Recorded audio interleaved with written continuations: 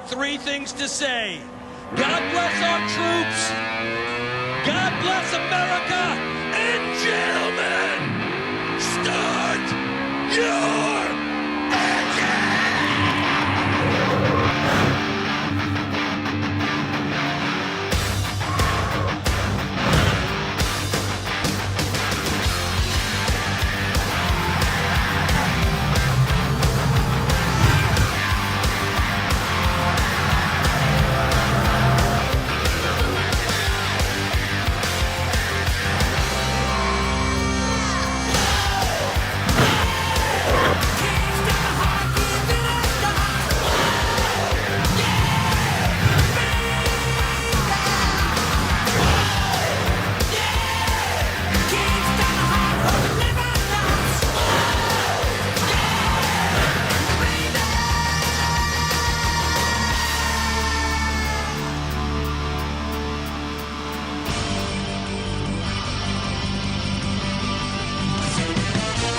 The Rocky Mountains of Colorado sit nearly a mile high above sea level, and next to the city of Denver sits Aurora, Colorado, the home of the Denver Motorsports Park and the site of race number 4 of the 2025 FMGTC season. Hello out there, we're on the air, and it's race day today in the Mile High City. It's a sunny Easter weekend afternoon as we welcome you to the Denver Motorsports Park for today's our 2003 Flowmaster Grand Touring Championship race, the Coors Light Denver Grand Prix. And a pleasant good afternoon to everyone tuning in to today's Grand Touring race with live coverage provided on the North American Sim Racing Network. My name is Trey Wright, and we're 3 races into the season, all taking place at 3 vastly different tracks.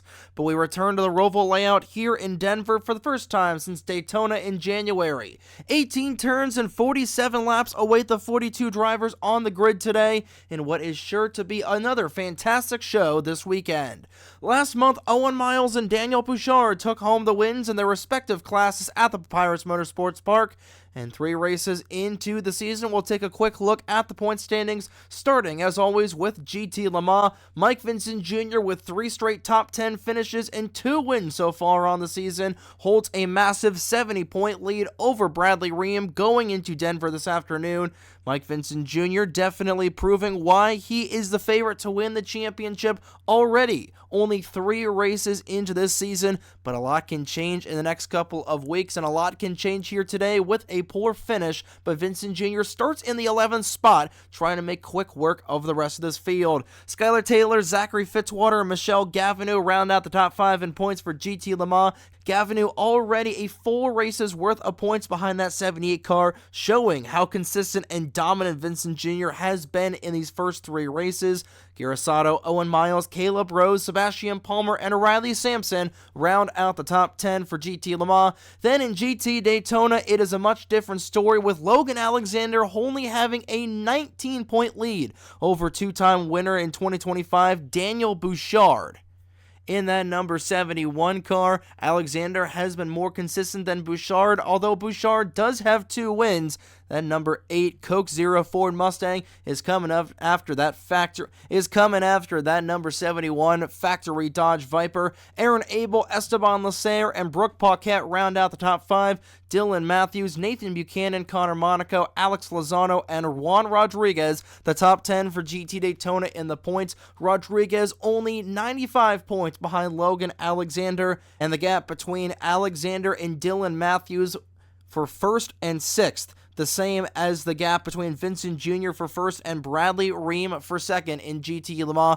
And GT Daytona, as always, is the much more competitive battle than we see in GT Le Mans the further we get into this season. But last year's Denver race was statistically the cleanest race we've had in series history, with only 4 cars failing to finish last year's Denver Grand Prix, and all of them being in the GT Daytona class. Much like Papyrus, the key to this race is track position and surviving the start, as well as nailing the only set of pit stops that these teams will have to perform today in this 47-lap, 176-mile sprint race. And the Mission Barbecue Cup Series has had 3 races here in the past, with 2 previous winners in the Cup cars on the grid this afternoon. Watch out for guys like Angel Gutierrez and Ryan Durrani to make some noise on the grid this afternoon in their respective classes. But with that being said, it's that time of the broadcast again, which means it's go time in the Mile High City. But with that being said, it's that time of the broadcast again, which means it's go time here in Denver. Let's go down trackside, get the most famous words in motorsports to fire the engines for the Coors Light Denver Grand Prix. Drivers, start your engines! And the engines roar to life on the apron in Denver. We were just moments away from dropping the green flag for today's 47-lap Roval race here in the Mile High City. The hottest driver on the MBCS circuit sits atop the pylon for GT Le Mans. Angel Gutierrez in the number 90 Home Depot Corvette will lead the field to green, with Michael Lewis completing the front row in the number 56 Jaguar XKR. Nathan Buchanan a little late getting off of the starting grid. There he goes in the 99. We go back in here to GT Daytona. They're led to green by Juan Rodriguez, who sits on the pole in the number 75 Cohen Trucking Lines Ford Mustang. Brooke Paquette sits beside him in the number 31 Dodge Viper. Her second straight second-place start for that 31 machine. Trying to get a good run here today. Field goes into the infield. Getting a good look at the track itself. 3 3/4 of a mile is the distance of the Roval layout here at the Denver Motorsports Park. 18 turns make up this facility, and oval part very flat compared to the high banks of Daytona that we typically see. And this is a track, an infield layout at least, that's similar to Daytona. A couple of switchbacks on either side, and kink in the middle, that downhill S's section. Of course, we've got the tricky Cartman chicane on the front straightaway, which is going to be the biggest trouble spot we see here all afternoon long for 176 miles of Grand Touring racing, a little bit of a sprint race, one of the shorter races we see all season here at the Denver Motorsports Park. Like we said, it's going to be a 47-lap race this afternoon, and the pit window, only one stop today, opening at just past the halfway point at around lap 24 to 25. So that only set of pit stops is going to be crucial. All of these drivers here on the grid. Two previous winners from last season. GT Le Mans, Seb Palmer, who starts shotgun on the field in 21st for the Napa 20.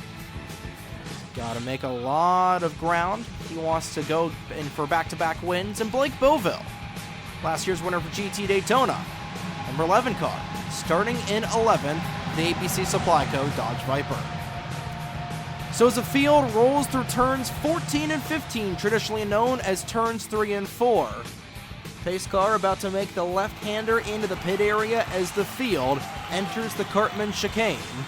Led by Angel Gutierrez, who won here in a Cup car back in October on the oval layout. He leads the field towards the starting line. And what better way to celebrate the Easter holiday than some Grand Touring racing? The green flag is out, and we're live here for race 4 in the Mile High City.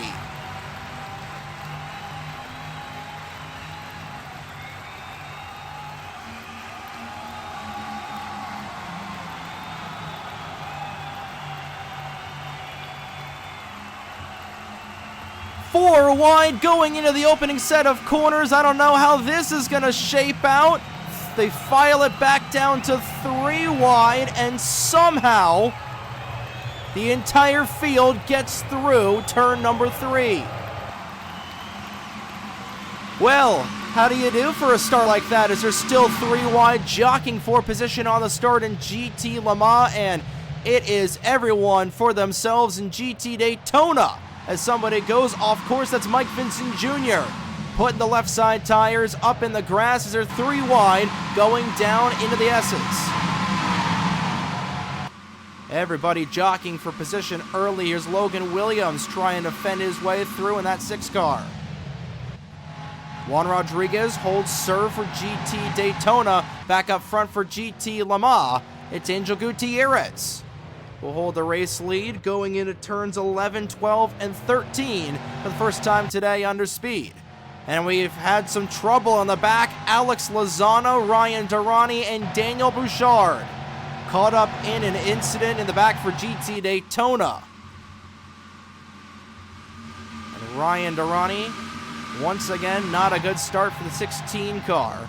The field goes into the Cartman chicane for the first time today under speed.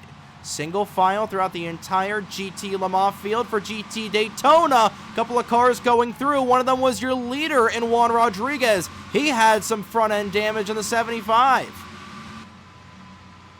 So your pole sitter Rodriguez, who sat only 95 points behind Logan Alexander in the point standings, has an issue on the opening lap, and much like we saw last year, this track is not friendly for the GT Daytona cars. For GTLM, everybody able to survive the opening 4 miles. Take a look and see what happened to both drivers. Michael Brown also with an issue in the 25.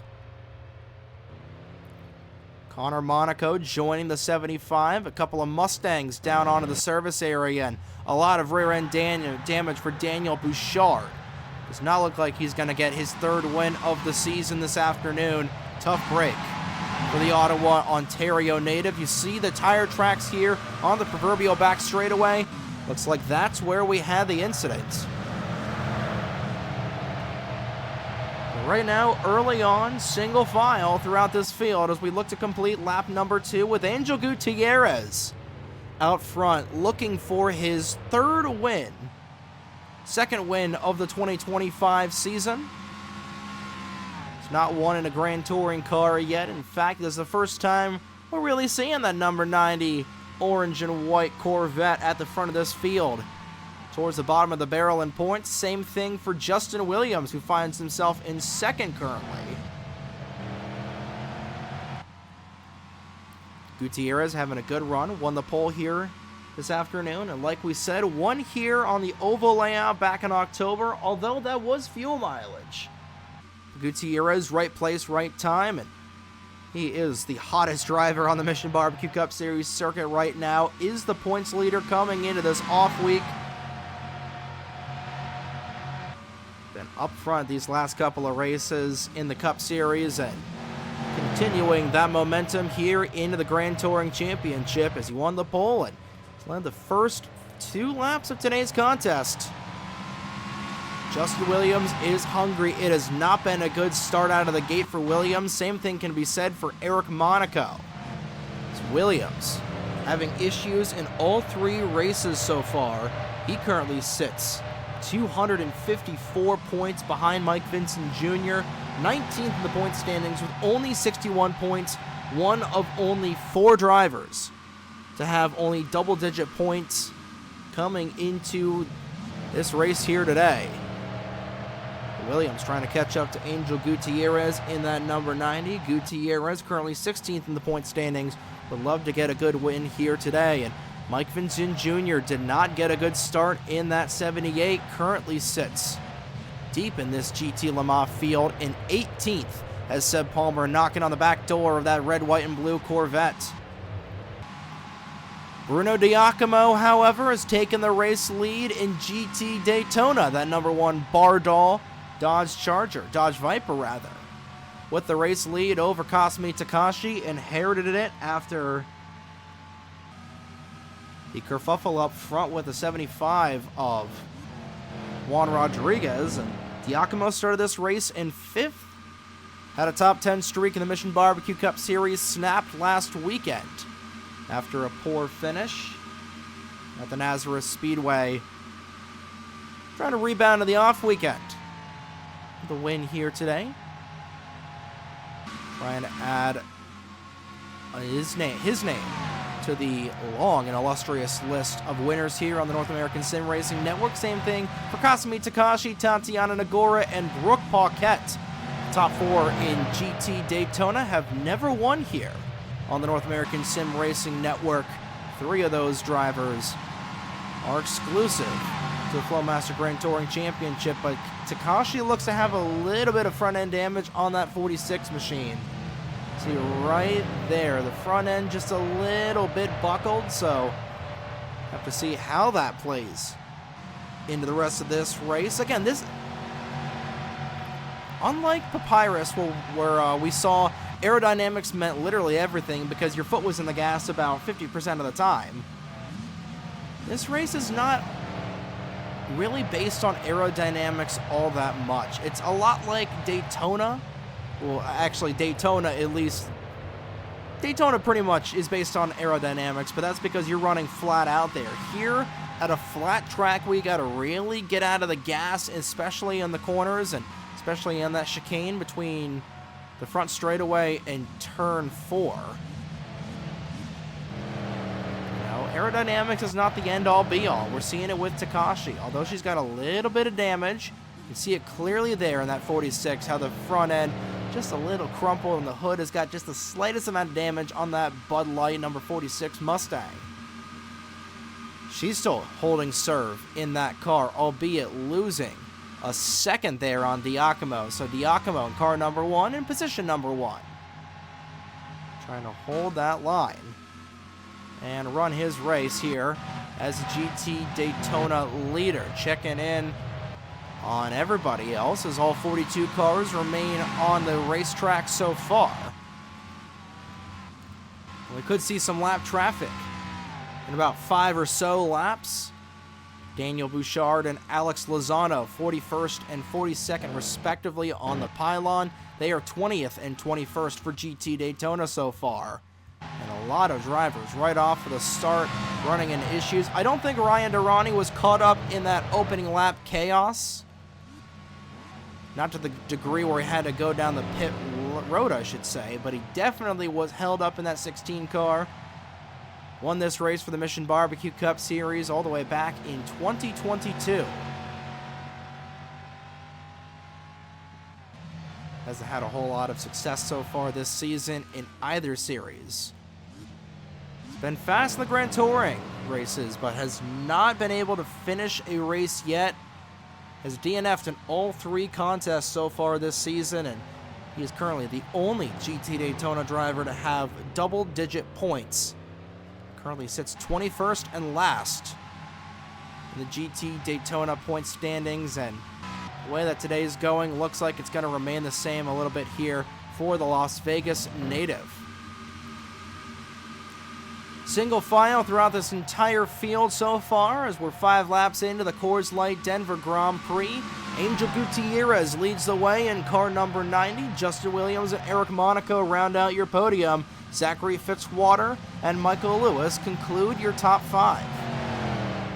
Fitzwater right now 4th in the point standings, the highest running driver. Up in the points right now, the top 5 in points, Michelle Gavin currently sits outside of the top 10 in that 13th spot. Vincent Jr. is 18th, and Bradley Ream currently sits 17th between those drivers. Georgi wide through the corner. John Andrews trying to capitalize. Michelle Gavin will take a spot away from the 02 Toyota, one of 2 Toyotas on the grid today. The other one, 2 cars in front of Gavin, that's the 5 of Caleb Rose. Nagirasato trying to make some moves in that 49 around Andrews as they go through turn number 10 into the kink, then into turn number 11. And into the switchback for turn 12. To go back onto the oval layout, turns 3 and 4. Today they're turns 14 and 15.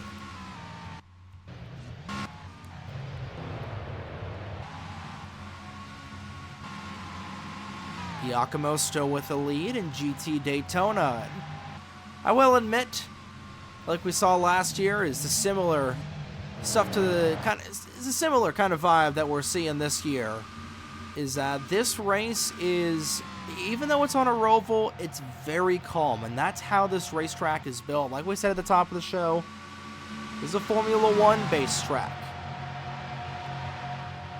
or this roval layout was built for Formula One cars. Very wide open grooves here, and it's very flat in the infield. Only one portion of banking, and that is turn number 10, the switchback on the other side of the track. You're going to see here not a whole lot of banking, maybe a degree or 2. in turn number 5. The only pieces of elevation, this little downhill, uphill section here on the back straightaway for the S's. Pretty much the most banked part of this track right here is turn number 10, because I think the corners are banked at about 15 degrees, and right here looks to be about 20.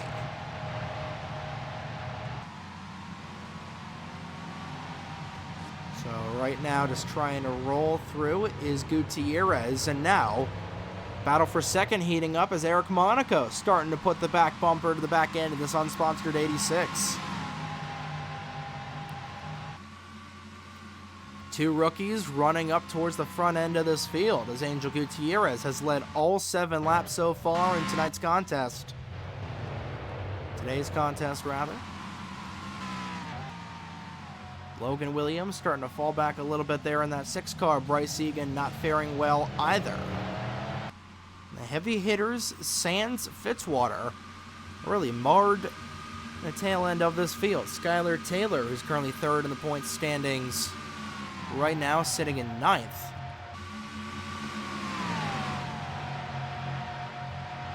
Experience really rising to the top. You see a lot of Cup guys like Zachary Fitzwater and Eric Monaco, Angel Gutierrez towards the front.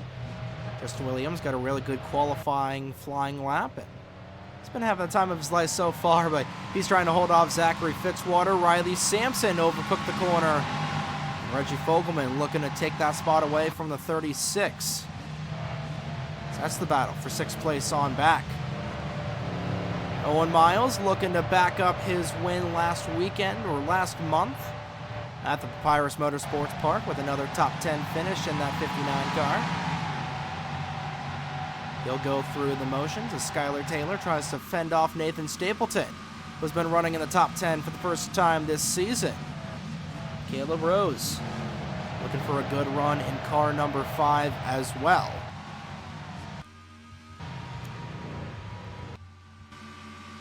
Lozano and Bouchard have pulled away a considerable amount from everybody else, as they're about to enter back onto the oval.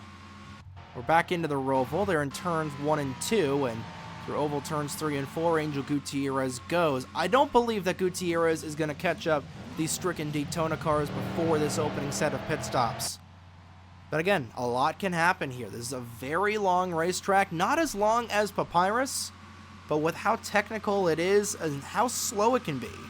At Papyrus, we were seeing about maybe a minute and 10-second laps, and right now these guys are running about just under 145. So it's a considerably slower lap here with how long this track is.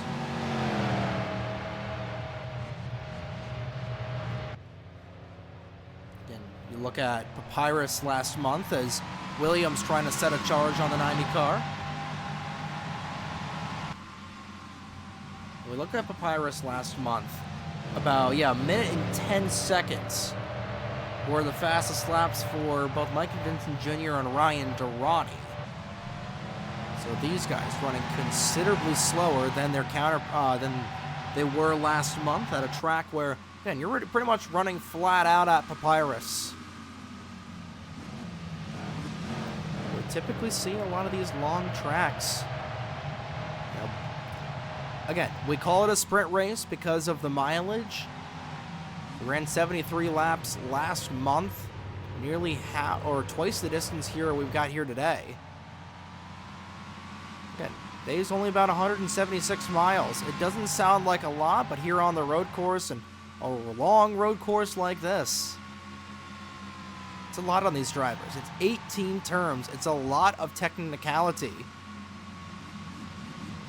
that these drivers are going to have to endure here as we begin lap number 10, and trying to catch up to the back end of that 90 is that 86. A little bit of a cat and mouse game, as within 0.4 of a second is Justin Williams, and he is definitely hauling a little bit of that rear end. Gutierrez trying to be careful here and not let that number 86 car get past him.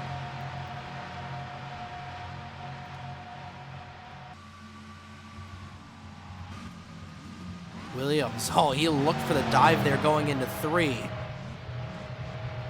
He's definitely been having a lot of good last couple of laps, and now, just as we said, he goes a little wide through the corner.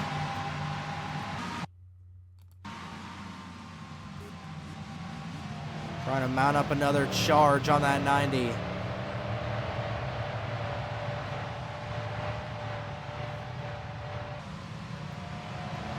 That might cost him a little bit there as Gutierrez starting to pull back away. We'll check back in with GT Daytona. Diacomo still holding serve over Kasumi Takashi, and battle for position. Barreto trying to go the long way around Tatiana Nagora, but Nagora's not going to have any of that. And Nagora will retain. That 4th place spot is Igor Barreto trying to crack inside the top 4. Logan Alexander right behind him, trying to crack into the top 5. Again, Alexander compared to Daniel Bouchard has been a whale of a lot more consistent than his counterpart in that number 8 car. You know, and Alexander has been quiet, which is the most lethal thing for a race car driver to be, is quiet. You know, we saw in instances like with Matt Kenseth in the real life back in 2003, or if you want to have an NASRN example, look at Toby Murphy last year in the Mission Barbecue Cup Series.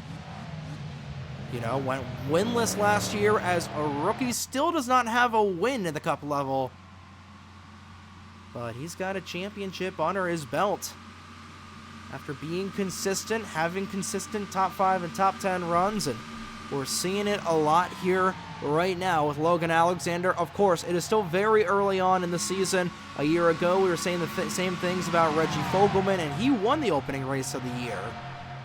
But all it takes is just a string of poor finishes, and you're right back to the drawing board, especially in GT Daytona with how close this class can be. We said at the top of the show when we're going over points, Daniel Bouchard only had a 19-point gap behind Logan Alexander.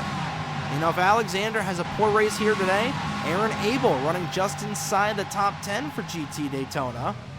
He could mount a little bit of a charge there in that 98. Actually, he's just outside of the top 10. My apologies. Tries to go underneath of Carson Miller, the newest winner on the North American Sim Racing Network. Won last week in Nazareth. Predominating the late stages of the Taste of Cake 400.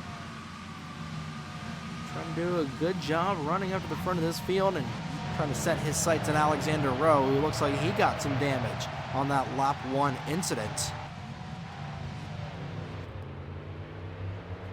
But this set of pit stops, like we said, it's going to be pivotal on who ends up winning this race. You know, not seeing the tire wear stall out as much as we saw last year. These guys trying to make their runs and trying to conserve their stuff. The halfway point of this race. We're halfway through this opening run. 11 laps into the 47-lap contest today. We've had only one incident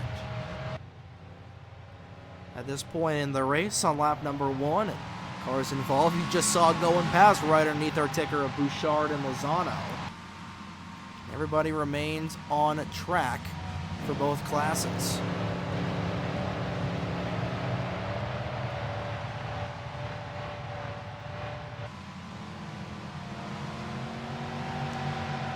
Angel Gutierrez continues to lead for the Riverside, California native. Rather, the Riverside, California, that's Braden Perez.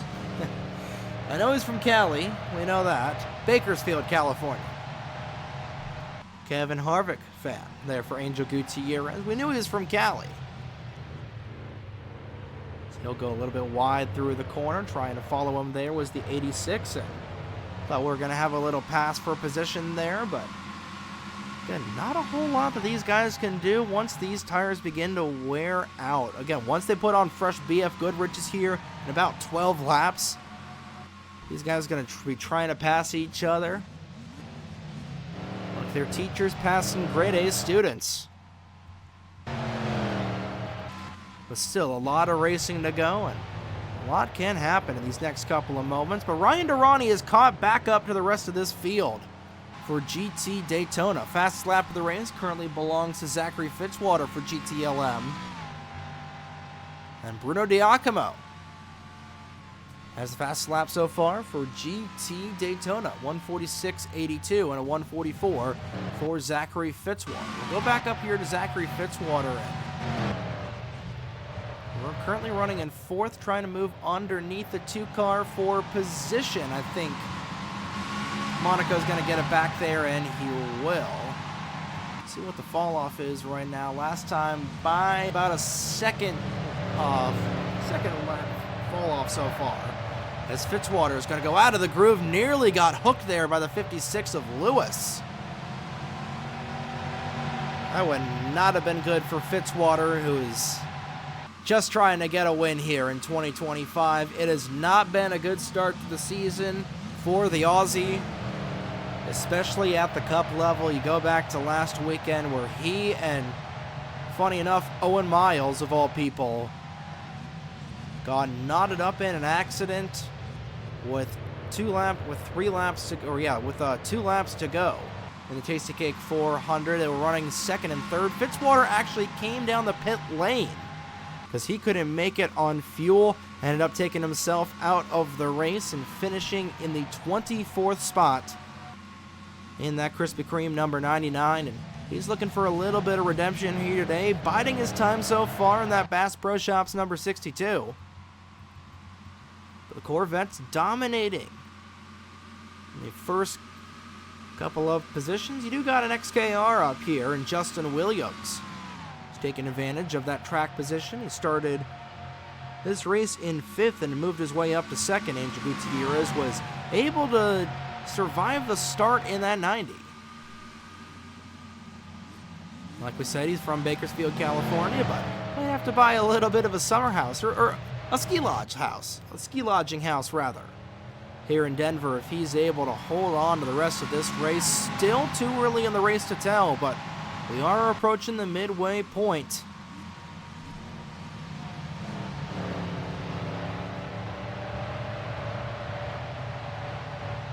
"14 laps into the Coors Light Denver Grand Prix, and a lot still can happen."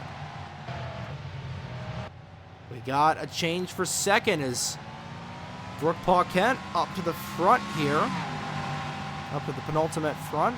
Bruno Diacomo starting to check out in that 1 car, but Paquette back to where she started on the outside pole in that 31. Kasumi Takashi falls back to 3rd. See the damage really starting to mount a little bit there for Takashi.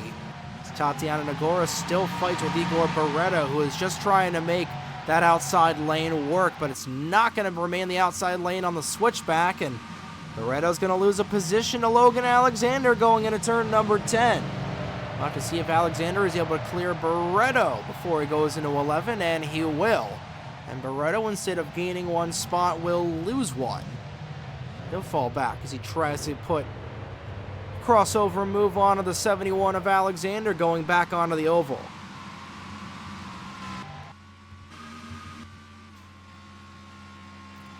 Is all happening behind Diacomo as we begin lap number 15. Skylar Taylor and Owen Miles trying to go side by side. Taylor will bide her time, tucks back in line behind that 59. I want to go back in here to GT Daytona. Really watch these guys fight for these positions as Barreto just trying to stay inside of the top 5. And something happened with Bruno Diacomo. I believe Diacomo went down the pit road. And he did, along with Ryan Durrani. So an early pit stop for Bruno Diacomo here on lap number 15. Ryan Durrani will come down as well. And we saw the 88 of Josh Harmon, I believe. Or actually, no, that was Alexander Rowe that had a fuel issue. I saw it on the monitor. I'm trying to see where that 88 car is. I believe he may have come down the pit lane already, and That is not a sight to behold for the Better Call Saul number 88 Dodge Viper. Might as well call a tow truck instead of Saul Goodman, as Alexander Rowe is going to be the first retiree from this afternoon's race. A tough break. So we'll take a look at what happened to the double 8 car. And that is a very early pit stop for Bruno Diacomo. I don't know if they're trying to play strategy. I don't know what they're doing there. Pitting on lap 15. Michael Brown is out of the pit lane. He's got to be a little careful coming back out. He's going to be coming out in the middle of GT Le Mans traffic, so he's got to be ginger around these guys. Giacomo just coming now out of the pit lane. He'll be out of the way. Aguirre Sato trying to get around this 25.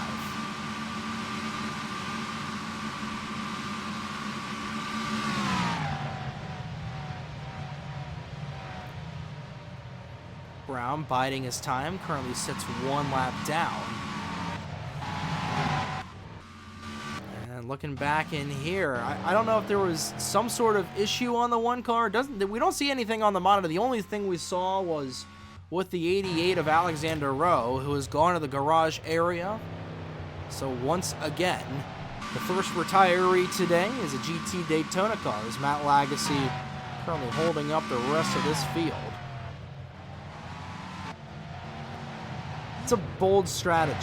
It's a very bold strategy, especially since these guys can go about 25, 26 laps max.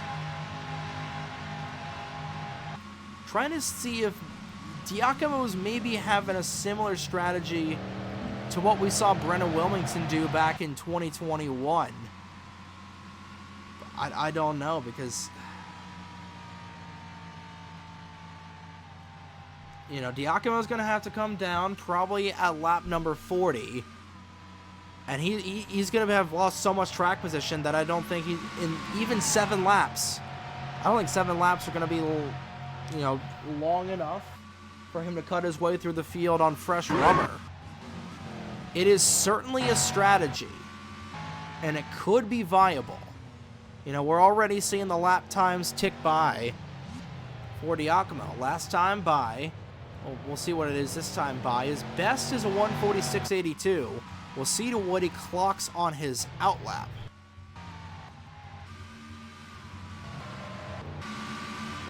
I just don't know. You know, you never really know with these things. As Daniel Bouchard looks like he also came down the pit lane. You know, looking back at Diacomo this time by. We'll see what his outlap is. 146 is his best this time underneath the start-finish line.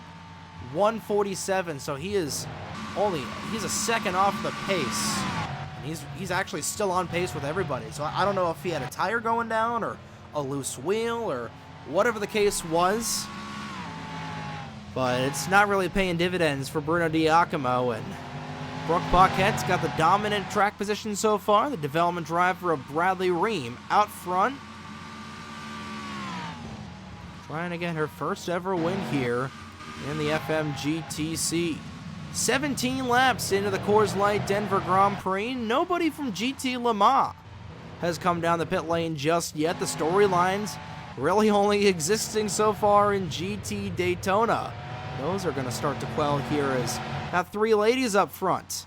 Brooke Paquette, Kasumi Takashi, and Tatiana Nagora leading the female movement here.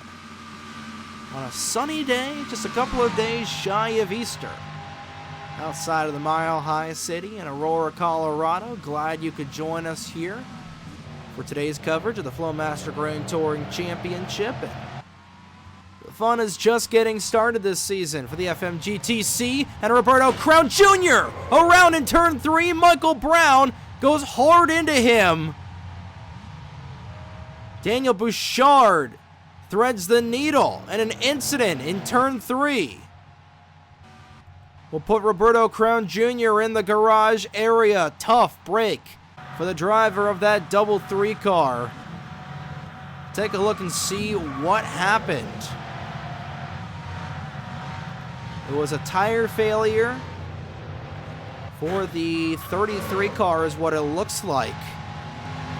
It was just stopped in the middle of the racetrack and nowhere to go for last year's champion, as both those cars will be knocked out of the Coors Light Denver Grand Prix. And for the first time ever here at Denver, we'll have a GT Le Mans car that fails to finish today's race. At least that's what it looks to be the case, as Crown Jr. got T-boned into by the 25. And a hard lick there for that great Clips number 33.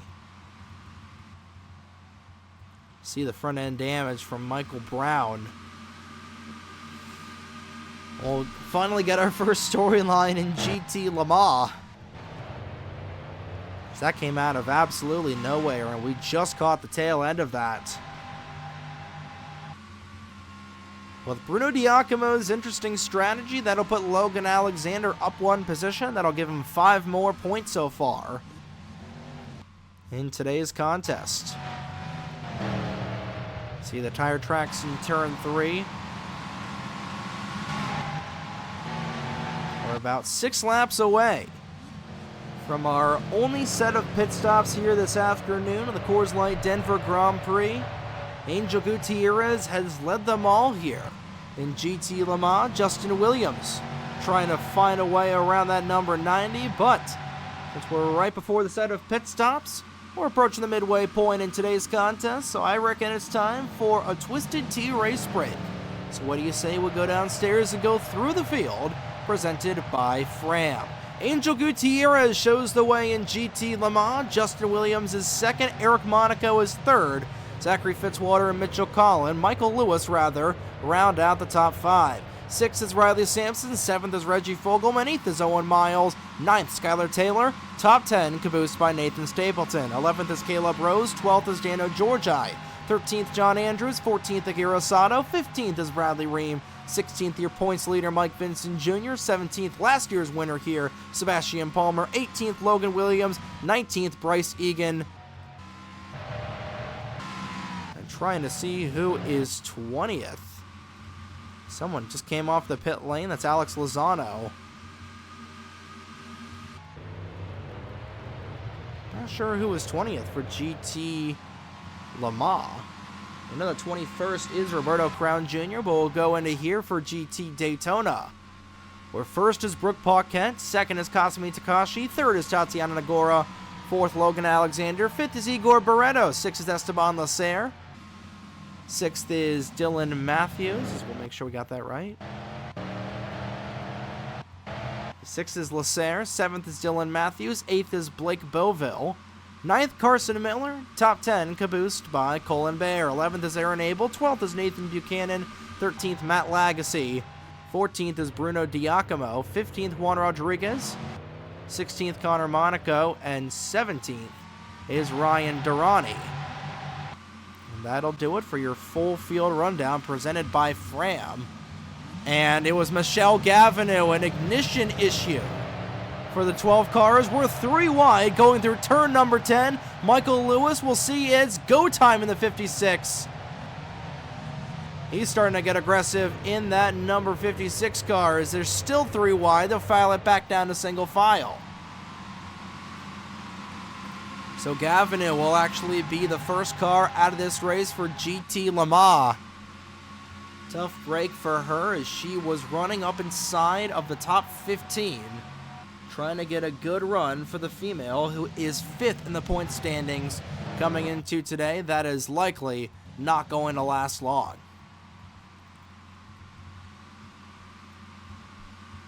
$20 laps down, 27 to go. 26 to go, rather, in the Coors Light Denver Grand Prix. Fastest lap of the race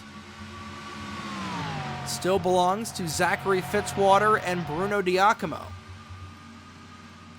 respectively, for each of those drivers in their respective classes. Zachary Fitzwater trying to get back in this battle once again. Underneath Eric Monaco is a couple of yellow Corvettes, not submarines, yellow Corvettes trying to go underneath one each other. Fitzwater trying to hold that on the outside lane. Holding serve of the inside, however, is Monaco. Fitzwater will remain in fourth for the time being. We're approaching our opening set of pit stops this afternoon. It looks like everybody besides Bruno Diacomo is going to split this race in half.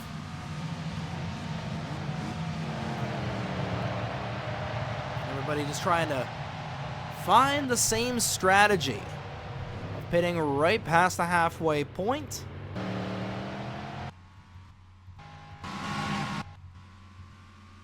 As 25 and 33 have both been taken behind the garage area. 4 cars knocked out of this race, 2 of them from either class. 38 cars remain on track, 36 of them on the lead lap. Ryan Durrani trying to fight his way back to the front of this field. Same thing for Bruno Diacomo after an untimely pit stop. And here we go, Angel Gutierrez will hit the pit area. A very early stop for your race leader on lap 22, and that's a bold strategy, Cotton. Gutierrez will come down on lap 22, and he is a very lonely Corvette hitting the pit lane. Only 2 tires for Gutierrez as he'll come back out. So a quick gas and go for Gutierrez, and I don't know if he's going to be able to make it on fuel. You know, these guys can do about 25, 26 laps on a full tank, and he only took 2 tires that time. That is a bold, bold strategy for Gutierrez, who's going to lose a lot of track position. He was the only car to come down the pit area there on lap 22. And that'll give this race lead to Justin Williams in the 86.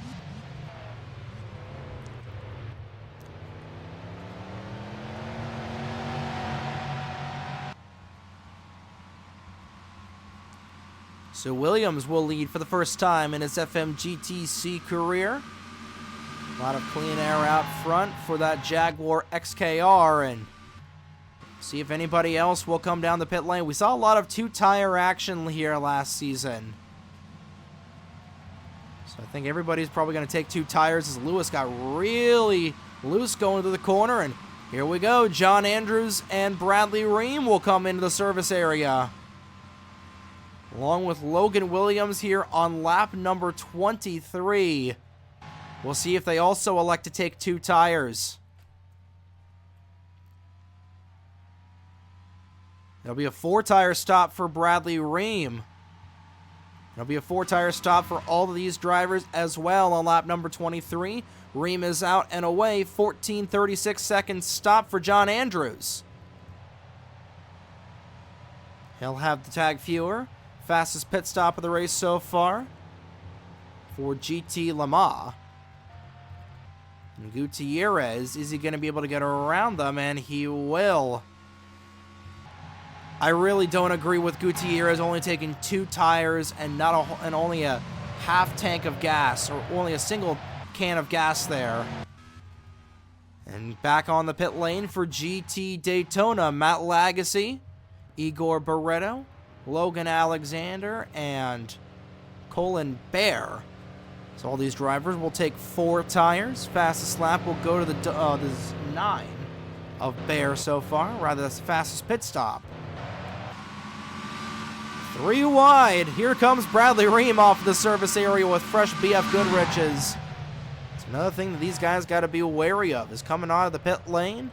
Going to be in the middle of an unfamiliar class, and that's what Bradley Ream is going through right now.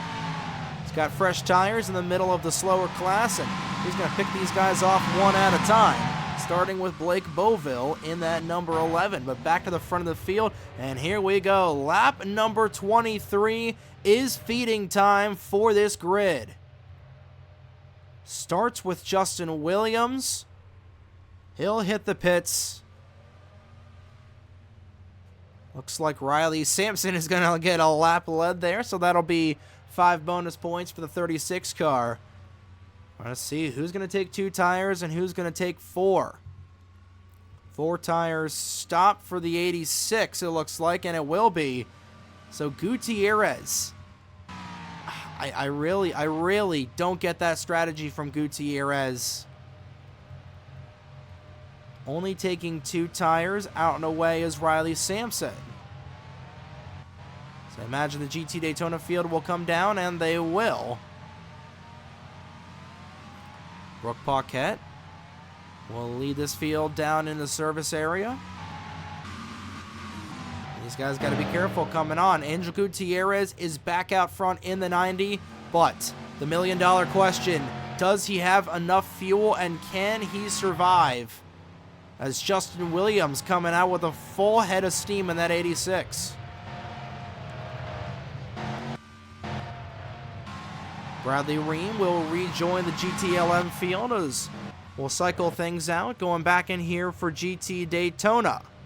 And it's a good pit stop for Brooke Paquette as Bruno Diacomo back in the race lead in the 1 car, but he has got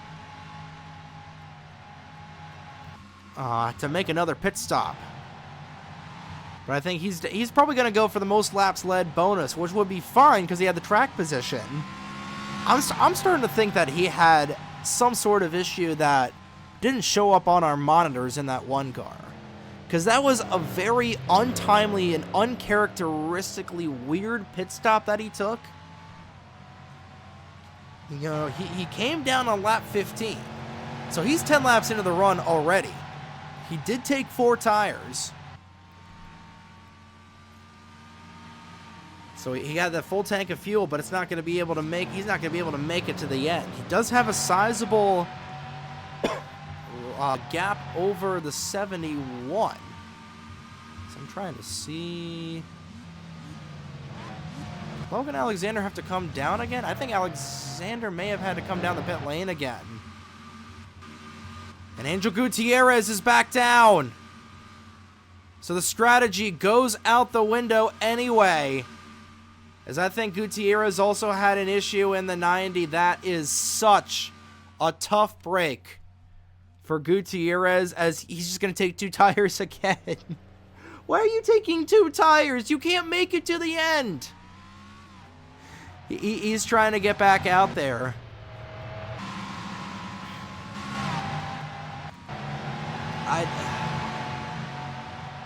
Because everybody came down on lap 23. They can do 25 laps, so that puts them right at 47. I don't know why you wouldn't just take 4 tires. You out of the race. You might as well just make sure you can get to the end. I know it's a video game and tires are free, but goodness gracious. And speaking of goodness gracious, Brooke Paquette did not have a good pit stop in that 31. She lost 3 positions. And this race lead is going to go, once the one of Diacomo comes out, I believe Ryan Durrani is going to cycle out as the leader. He's currently shown in second right now for GT Daytona, but he's got a bad, fast Logan Alexander right behind him, who has just been beating on the back bumper of that 16 for the last couple of turns. I believe Durrani does have to pit again. That would be my guess. But Durrani currently shown in second. We know Diacomo has to pit. He came down on 15. He's going to have to pit around lap 40. And Gutierrez is in front of him. And, well, I'd say that this is Justin Williams' race to lose. But that being said, we have seen a lot of bad luck for Williams so far this season. This is the first race he's been in where he's been running inside the top 10. Again, he is towards the bottom of the barrel when it comes to points. 61 points coming into today. Would absolutely blow that out of the water with a win. We're still a long way home. We're only just past the midway point in the Denver Grand Prix. And a lot can still happen. We've seen a couple of mechanical issues. We've seen tire issues. We've seen drivers making uncharacteristically interesting pit stops, and seen a lot of cars wreck out, unfortunately. But again, Still a long way to go, and a long way to get there. Believe Giacomo is definitely going to have the laps led amount bonus locked up by the end of this, because he's most likely going to be the leader until lap 40 when he comes back down the pit lane. Doesn't have the biggest lead over Ryan Durrani and the rest of this GT Daytona field, but it's a sizable one. So I think just trying to play the bonus points battle after you know that it's a strategy that's probably not going to work. I can see him probably taking 2 tires and putting a splash of fuel in just to make it to the end. But if you put 4 on that car, I'd say you'd be lucky to get a top 10 finish. You'd be lucky to get a top 15 finish with how spread out these GT Daytona cars are. Aaron Abel didn't have a good pit stop in the 98. Neither did Tatiana Nagora. This GT Daytona field really got jumbled up on the pits. You know, part of it is just the staggered pit stalls that we see. You know, some drivers are going to have the advantage, some aren't. I think a lot of people actually, not a whole lot of people took 2 tires. Alex Lozano just took 2, but he's been having issues all afternoon long.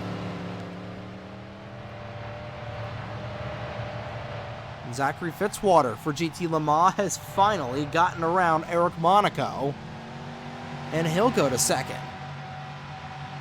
I still can't believe that Fitzy has not won a Grand Touring race. I can and can't believe it at the same time. Because, you know, for the last year, sans, you take out the Homestead race for the Cup Series, you know, Fitzwater was just putrid last season. You know, and I don't want to say that that's not from a skill standpoint whatsoever. I want to say that more on a luck standpoint. Fitzwater just had no luck last year. And unfortunately, only got the 1 win in the Cup Series. I don't think he won a single race in the Winston All-American Series, and remains winless in the Grand Touring division. But he's got a good car right now. He just gained 0.3 of a second on Justin Williams. We got 20 laps to go. Have to see what adjustments they put into that 62 and if he can potentially track down that 86, but it's going to be a tall order. As Bruno Giacomo just went down the pit lane and right to the front of this field for GT Daytona. This is where the biggest battle's going on right now, is Ryan Durrani holding up Igor Barreto. This is for the race lead in GTD.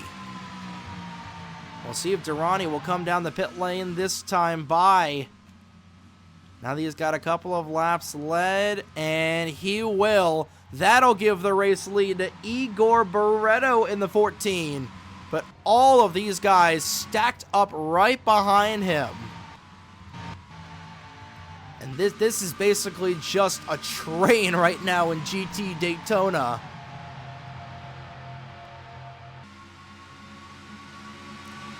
Fitzwater lost a 0.1 of a second to the 86, so we're going to focus on this battle in GTD right now, which everybody on top of one another. Barreto, Alexander, and Paquette, your top 3. Dylan Matthews fighting her way up to the top 5. Esteban Lasser will immediately go to the inside of her. Yeah, all of these drivers are racing for position. Paquette trying to thunder to the inside of the 71. She's been cutting her way through this field. Whatever her pit crew put in that car adjustment-wise has definitely made dividends. She has gained 3 spots ever since losing them on the pit area. But Igor Barreto, and I think, do I see some rear-end damage on Barreto's car? No. No, I think that's just us being paranoid. We'll see for sure. I don't think that's rear-end damage. You know, he's out front. Barreto looks perfectly fine to me. He's getting a little bit of time on the 71, so I don't think that's damage. I think that's just the way that these cars are textured and the way that the sunlight's hitting the rear end, you know, we'll see for sure here. Yeah, I think it's just the way that it's textured as Bouchard comes back down the pit lane. But Igor Barreto out front, looking to get his first win in a Grand Touring car. Trying to get his first win of the season. Meanwhile, back in here in GT Le Mans, Justin Williams currently being hunted down by Zachary Fitzwater. Fitzy's starting to dial in that Bass Pro Shops Corvette. Let's take a look at that battle in just a couple of moments, but this is the battle right now for the GT Daytona win. We close in on 18 laps to go in the Coors Light Denver Grand Prix. Everybody on top of one another as Colin Bear will go up the hill in the McDonald's 9. Dylan Matthews will go to 4th in the 26. It's your Daytona 500 champion from the Cup Series, trying to break into the podium here. Blake Boville, a really good run in that 11 car so far. Started this race in 11th, currently sits in 7th. And he is in this long 7-car snake. Make it 8 cars. If Kasumi Takashi can catch up to this battle, which I don't know if she'll be able to. I believe Blake Buchanan or Nathan Buchanan might get around this 46 car, but a 7-car snake right now, the battle for GT Daytona. And it's just going to get more aggressive the closer we get to the end here. But Igor Barreto currently the head of this snake with 18 laps to go here. That'll be 17 laps to go as Giacomo right at the tail end here for GT Daytona. But here we go. Lap traffic is going to be in the way for Justin Williams. And last time by was 0.7 of a second off for Zachary Fitzwater. He is tracking down and hunting that 86 car. He's going to get a good suck off for the corner, and Williams going to run into lap traffic. My guess is probably going to be in around turn 10 or 11. He's going to catch up to Monaco and company.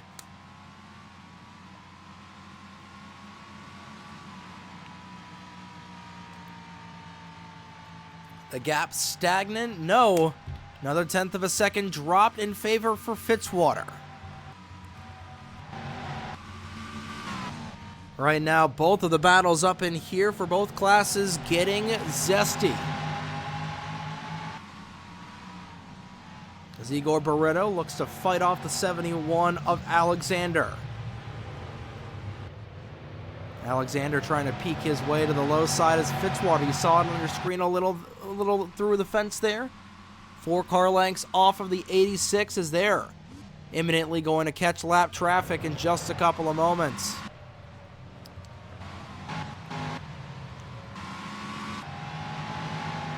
See Williams just now going through the S's. Might actually catch these guys on the oval layout. It's going to be 3 lap down cars get past Ryan Durrani, your pole sitter of Rodriguez and Connor Monaco.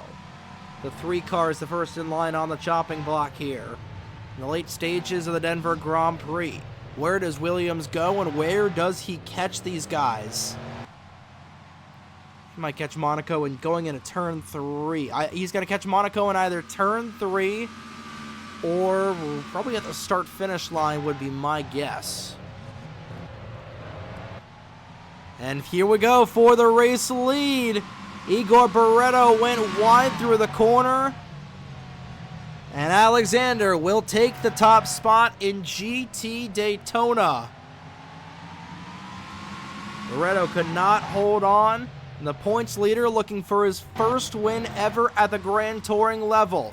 Meanwhile, for GTLM, lap traffic in the way of the leaders. It's Connor Monaco trying to fight off this 86 car.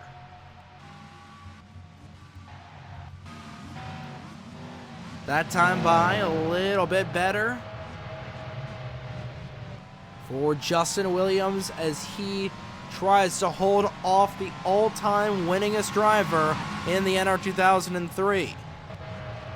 Back behind them, or more over in front of them, a big wide gap opening between Alexander and Barretto.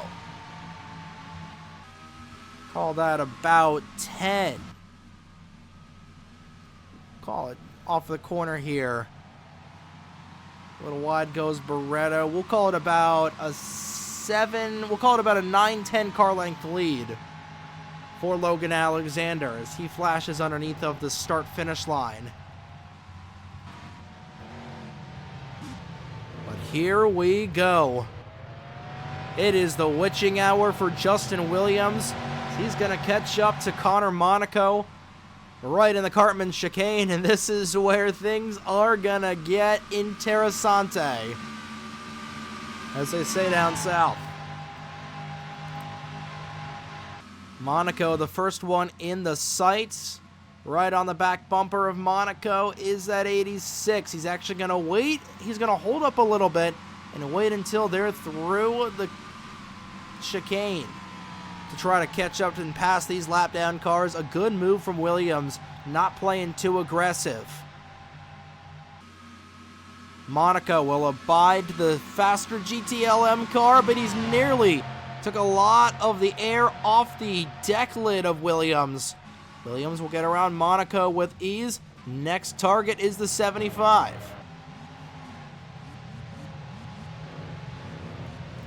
Monaco trying to fight back in that 21 car through this technical opening stint of the infield course. 15 laps to go in the Denver Grand Prix. Justin Williams trying to fight for his life right now as Zachary Fitzwater will net catch up to the 21. Can he pass Connor Monaco is the question. And how many lap down cars are put between the 86 and the 62?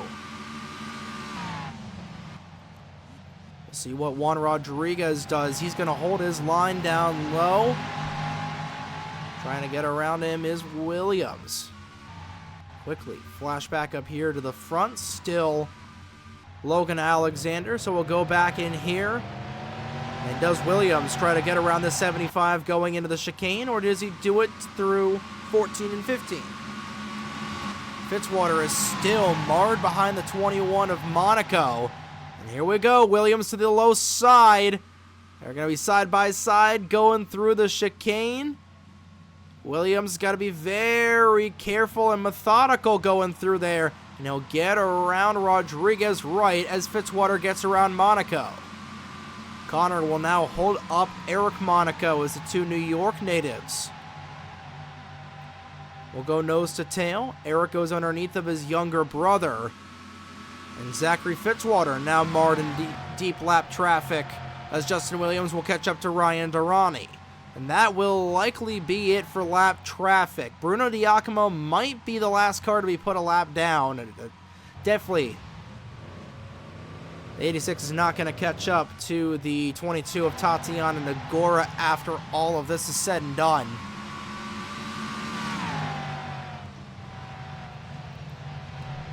Fitzwater has gotten around Juan Rodriguez. Where does Ryan Durrani go for the 86? Durrani holding up Justin Williams a lot here. Zachary Fitzwater is balling out in that 62. He is putting the pedal through the floorboard right now. He's gunning that Bass Pro Shops Corvette trying to catch up to the 86 before he gets back out in clean air. Look at the closing rate for Fitzwater. Williams trying to navigate his way around Ryan Durrani. Durrani goes high. Williams goes higher. Here comes Fitzwater trying to get there before Williams gets around the 16. Williams too far back to get around Durrani before the chicane. Does he try to get around Durrani going into Cartman? They'll be side by side. Nearly ran right into the back of Durrani. Had to jump on the brakes, and that's going to be in the advantage of Fitzy.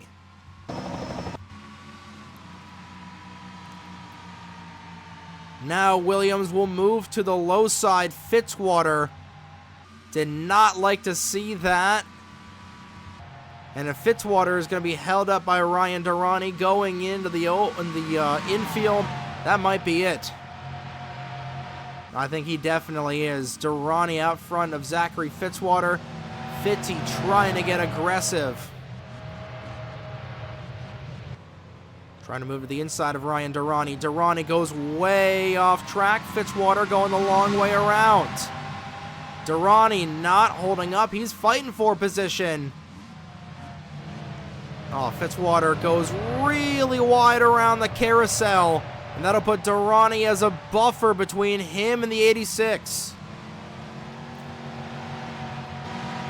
Fitzwater's going to use up a lot of his stuff trying to get around Ryan Durrani, and Fitzy's going to be very angry with Durrani after this. He still can't get around the 16 car. This is all swinging in the favor of Justin Williams. He's 12 laps away from his first ever win. Right now, Eric Monaco has joined the conversation in the 2 car. The rest of the lap down cars will file through the rest of the field, but Justin Williams is going to open up a huge gap between these guys. Diacomo will definitely get lapped, in my opinion. He's lost a lot of time, and remember, he's on 2 tires, I believe, as Fitzwater still can't get around that 16. He's going to lose a lot of time this time by with 0.7 of a second. That gap is now doubled as Fitzwater finally gets around the Gillette 16.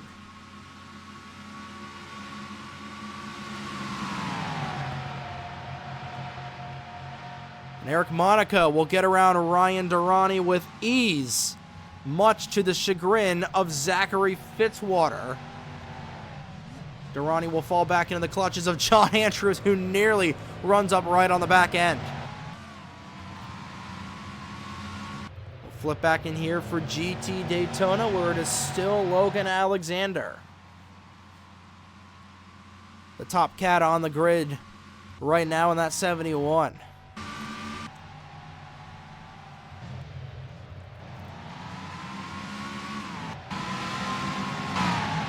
"12 laps to go in the Denver Grand Prix. Justin Williams trying to snooker this one away, but Zachary Fitzwater closing back in ever so slightly onto Williams.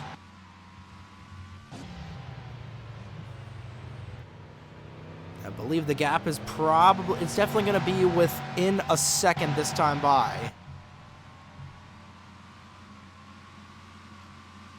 We'll see what the interval is going through the chicane in a couple of moments.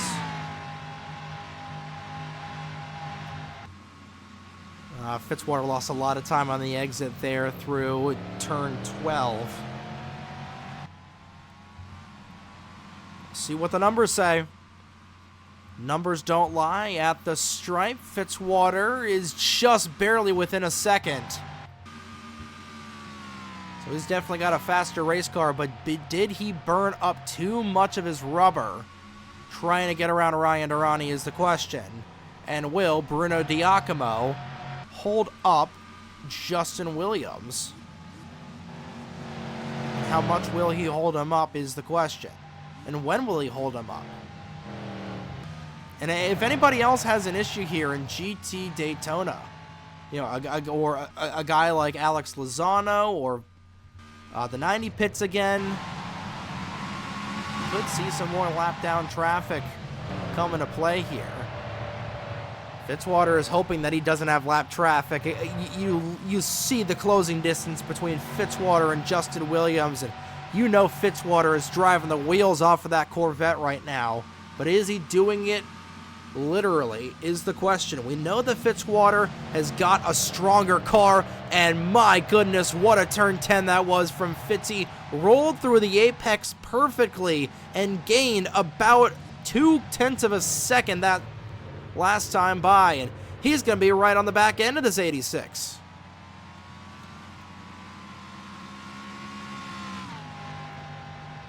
Although the exit of turn 13 has been a weak spot for Fitzwater all day long, and Williams has been marginally better on the straights.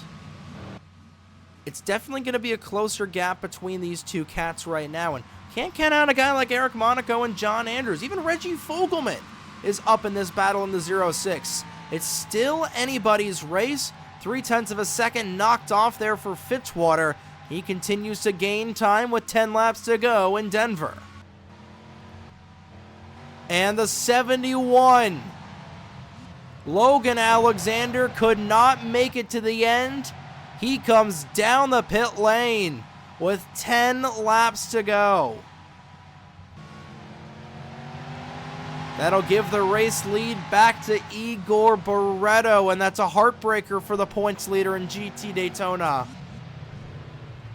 Now, can Barreto make it to the end is the question. All these guys came down on lap number 24, so as far as I'm concerned, they're good to go. They can make it 50 laps if they wanted to.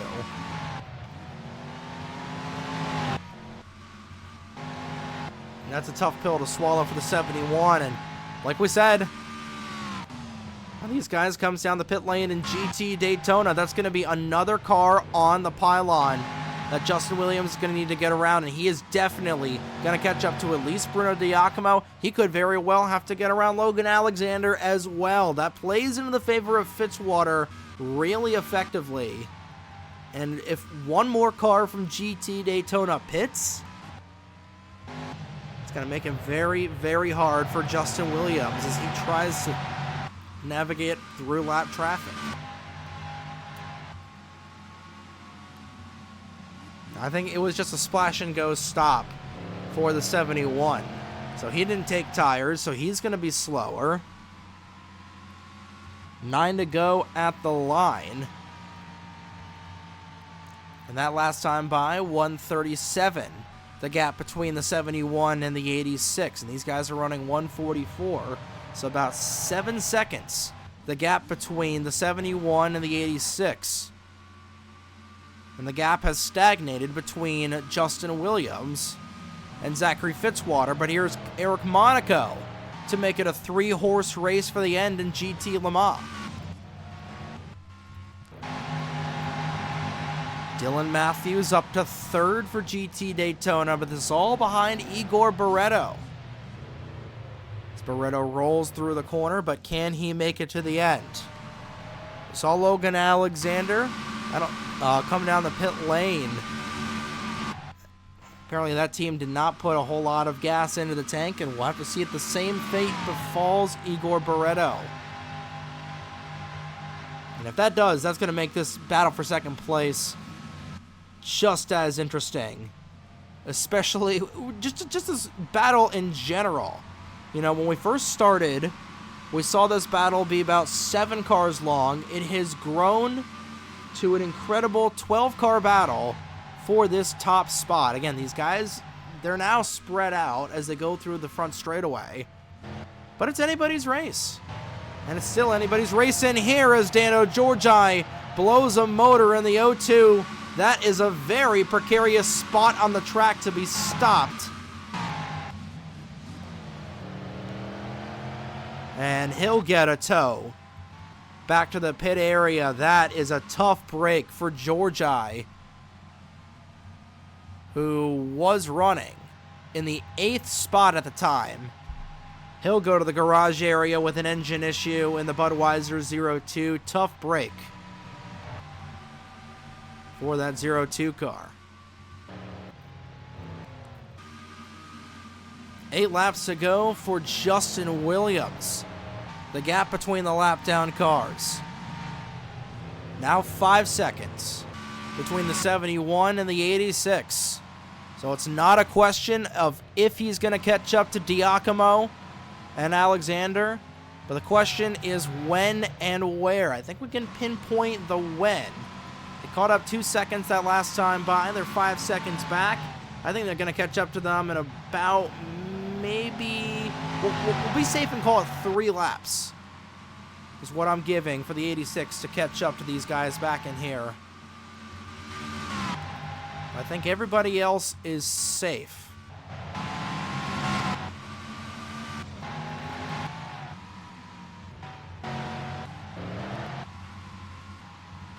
Barretto continues to show the way in the 14. Dylan Matthews looking to get in the suck zone behind Brooke Paquette. Those two drafting nose to tail. And Matthews with a good run. She'll shoot to the inside. She got that 31 car arrow loose going into 2. Dylan's going to have a good run going through the center of the corner, and she'll move up to 2nd for GT Daytona. Bryce Egan to the inside of the lap-down car of Juan Rodriguez. So last time by 0.6 of a second, the gap between Justin Williams and Fitzwater. 7 laps to go in Denver.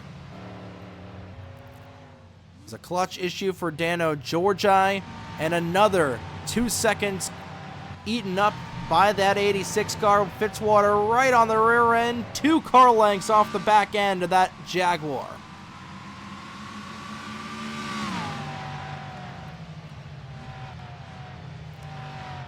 I'm starting to think that 86, I think he's going to catch up to Logan Alexander probably right in the S's in about a lap is what I'd gauge.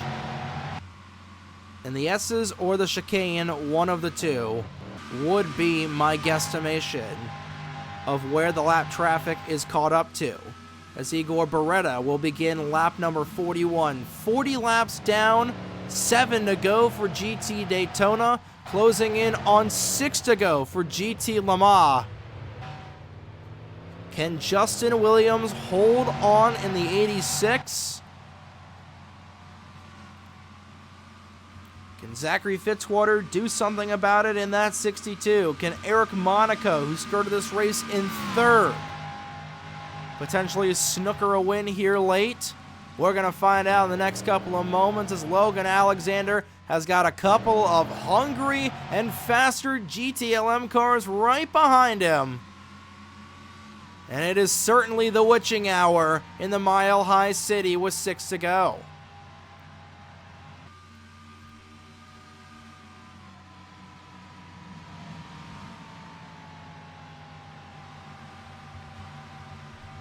Where does Fitzwater go? Where does the 86 go? And where do they catch up to the 71? Remember, Bruno Diacomo is also going to be on the chopping block.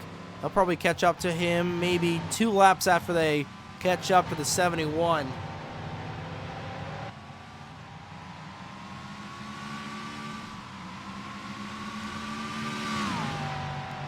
My MacBook is starting to die. I've charged that thing 3 times today. It's a 4-year-old MacBook, and I've already had to charge it twice. It's already been charged to 100 twice today. It's time for me to get a new MacBook, and it might be time for me to get a new computer. I'm trying to get a more powerful PC for next year, potentially, but irregardlessly, Justin Williams trying to fight a 2-front war in GT Le Mans imminently. Going to catch up to the 71 and the 1 back in here for GT Daytona.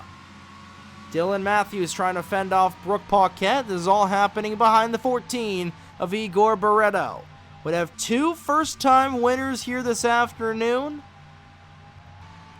If these results stand for Justin Williams, it would be his first ever win on the North American Sim Racing Network.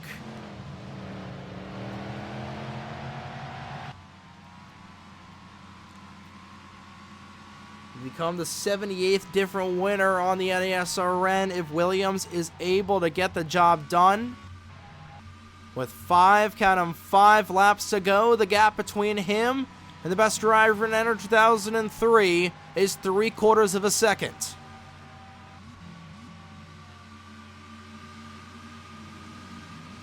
But can Justin Williams get around Logan Alexander? Where does Alexander go, and where will Diacomo go? Here we go. We're going to find out right here, right now. Williams has tracked down this 71 car. The points leader for GT Daytona is going to race these GT Le Mans cars aggressively. Where does Williams try to get around this 71? He catches him in the yeses, just like he said we would.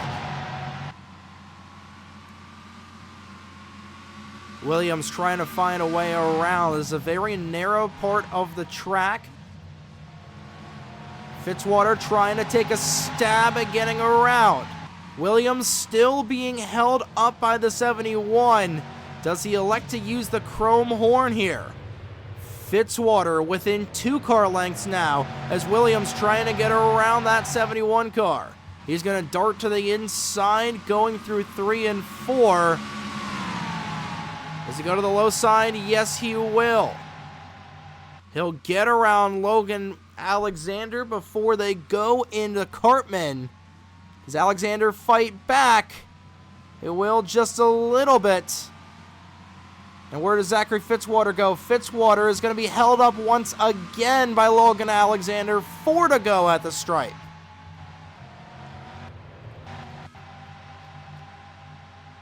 Fitzy was able to gain a 1/10 of a second there on Williams. He'll get around Logan Alexander. And he is pushing that 62 car to its limits. Meanwhile, Dylan Matthews is right on the tail end of the 14 of Barretto. This is the battle for the win in GT Daytona. These guys separated by about a car length. Barretto trying to find his way around, or find his way to stay in front of Matthews. Matthews looking for her second win in a Grand Touring car, and Fitzwater is still back within striking distance. 2 separate battles here for position in both classes in the waning stages of today's race. Fitzwater right on the tail end of Williams. He's caught up to the 86, but can he get around him, especially with Giacomo right in front? All 3 of these drivers know what's at stake for Williams. It'd be his first win ever on the channel. For Zachary Fitzwater, it'd be his first win in a Grand Touring car. For Eric Monaco, it'd be his 9th win in the NASRN, taking that top spot away from Keegan Thompson for the all-time winningest driver. All 3 of these guys have some skin in the game here in the grand scheme of things. Williams trying to hold off the best of them all. 3 laps to go as they thunder under the start-finish line. Giacomo is going to be lapped here right at the end of this race, and for the race lead, Dylan Matthews trying to get around Barretto. Matthews looking for the crossover, and that might cost her second as Paquette will go to the inside. Those 2 side by side. And Paquette will say thank you very much, but not quite yet. Matthews trying to fight hard on that outside lane. Paquette will take second away.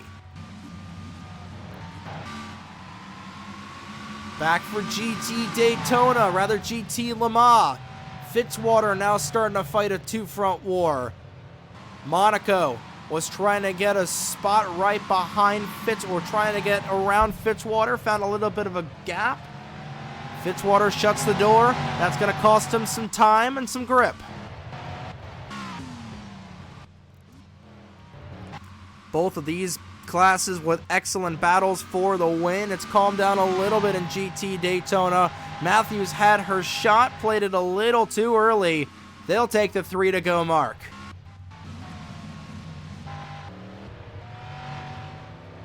Where does Williams catch Giacomo? Once he gets around Giacomo, if Zachary Fitzwater is held up, that's curtains.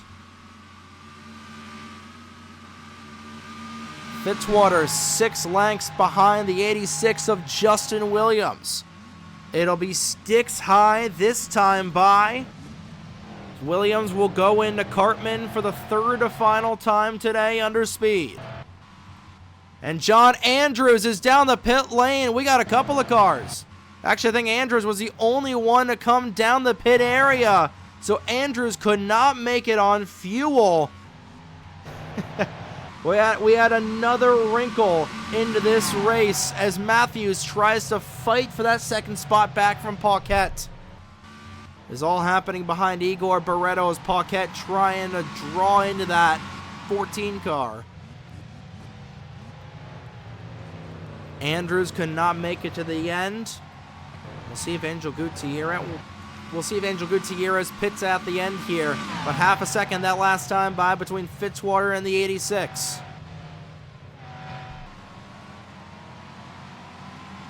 Williams trying to hold off Fitzwater, and he's going to have to navigate himself around one more lap down car. He's going to catch Diacomo, most likely on the exit of the chicane. Can he do it? Lap and a half to go. Fitzwater, really good in turn 10. That's been his strong suit all day long.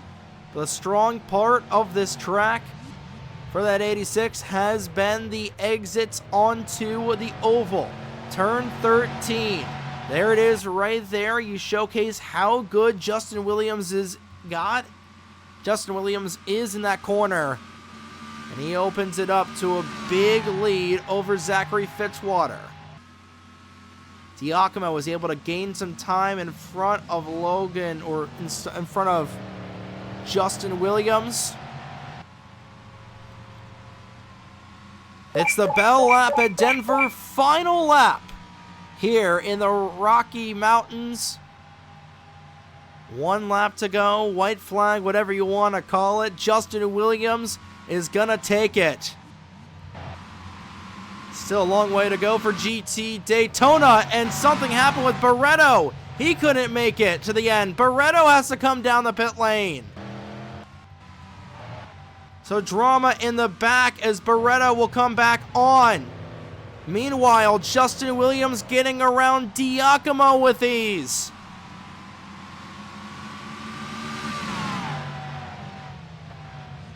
Diacomo trying to fight back on that inside lane. Williams got out of the gas. Diacomo is going to get those guys side by side.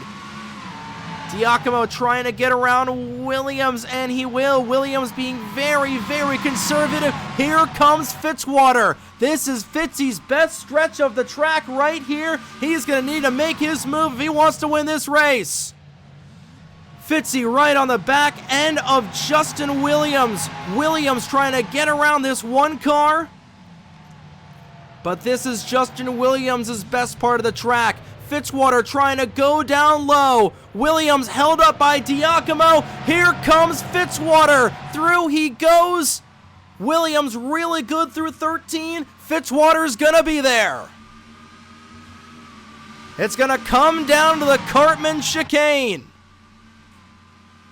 Williams, 3 car lengths in front of Zachary Fitzwater, going through the final set of corners. Fitzy one last chance, not gonna get there in time. Checkered flag waving in the air. First career win for Justin Williams. He gets the job done in GTLM. And immediately we'll go back to the battle in GT Daytona as Dylan Matthews is taking it away from Brooke Paquette.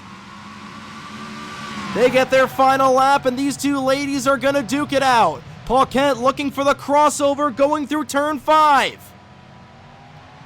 These two are going to be side by side throughout this entire lap, and a beautiful run for Paquette going into the S's. Trying to take this race lead back. It's a 31, and she will. Matthews now losing some time. Here's Colin Baird, the low side of the 26. I don't know if Barra's going to be far enough back to get around Brooke Paquette. Matthews trying to hold on to second, and that might be the battle for GT Daytona.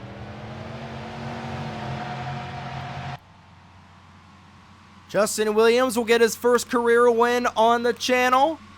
Brooke Paquette coming around oval turns 3 and 4. One final trip through the Cartman chicane is all it's going to take.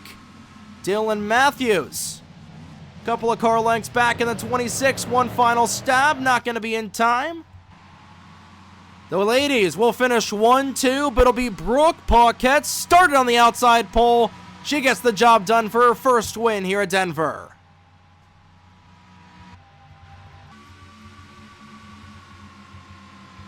Well, how do you do?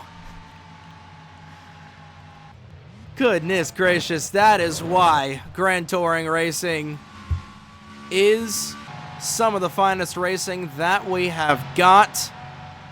Taking a look at your official standings, Justin Williams will get the job done for GT Daytona, 0.4 of a second.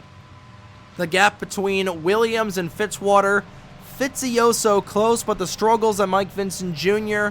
had early on in this race, I think he'll definitely take a podium finish. So will Eric Monaco. Reggie Fogelman gets his best result of the season so far in GTLM of 4th, and Skylar Taylor rounds out the top 5.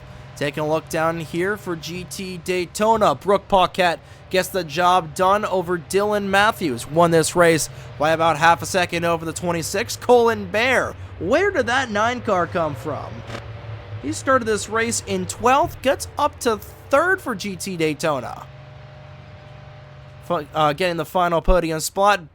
Blake Boville, like we said at the top of the show, started this race in 11th, finishes in 4th for last year's winner. Back-to-back top 5 runs at Denver, and Esteban Lasser rounds out the top 5 in the 66. What a race we had here today. Justin Williams and Brooke Paquette getting the job done for their respective classes here as we take a look at the full standings. And a magnificent race here at the end as 5 cars finish this race in the garage area. 2 with mechanical issues, 3 with accidents. And about a 90-minute race here at Denver ends, and it was nearly a last lap pass for GT Daytona. I thought Dylan Matthews had that, but Brooke Paquette said, no, you don't. I've got the go-around, or I've got the crossover there.